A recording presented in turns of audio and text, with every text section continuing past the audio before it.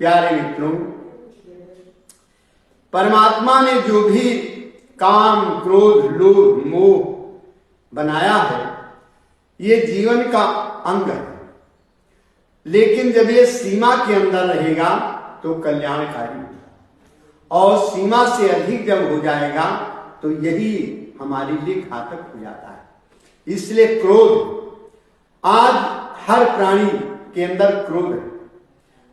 थोड़ी थोड़ी सी बात के ऊपर क्रोध आ जाता है, थोड़े थोड़े से कार्य के लिए क्रोध हो जाता है, थोड़े थोड़े जमीन के लिए क्रोध कर लोग कर देते हैं, थोड़े थोड़े बात से उद्विग्न हो जाते हैं। ये क्या?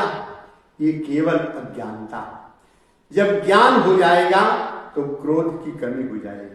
लेकिन ज्ञान कब हो जाएगा? गुरु का सानिध्य से मिलेगा तब। जब भी हमारे जीवन में क्रोध आवे तब समझना चाहिए कि इस क्रोध करने से हमको फायदा है या नुकसान। यदि फायदा, कार्य बिगड़ने के पहले यदि आप क्रोध करेंगे तो आपकी कार्य की सुरक्षा होगी और आपकी भी सुरक्षा होगी।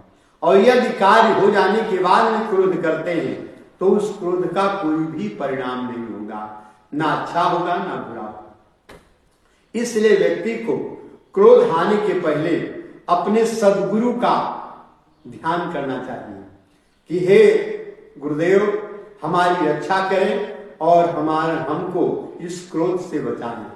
जैसे ही गुरु का ध्यान आप करेंगे त्यों ही तुरंत उसका आपके मन पर रिएक्शन होगा, उसका प्रभाव आएगा और आपका क्रोध कम हो जाएगा।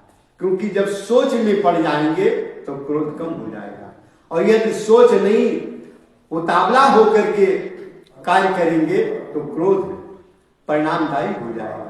इसलिए क्रोध करना अच्छा है, लेकिन विचार पूर्वक। यदि विचार उसके साथ में जुड़ा है तो क्रोध कल्याणकारी होगा, और यदि विचार उसके साथ में नहीं जुड़ा है तो वही क्रोध दुख देने वाला होगा।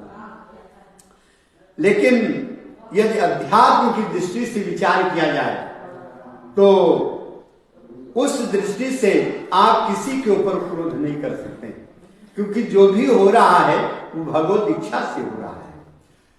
हम जब उसको अपना मान करके करेंगे तो क्रोध दुखदायी हो जाएगा। लेकिन वही जब भगवान की इच्छा के ऊपर हम आधारित हो जाएंगे तब क्रोध नहीं होगा। इसलिए जो भी काम हो रहा है वो भगवत इच्छा से हो रहा है।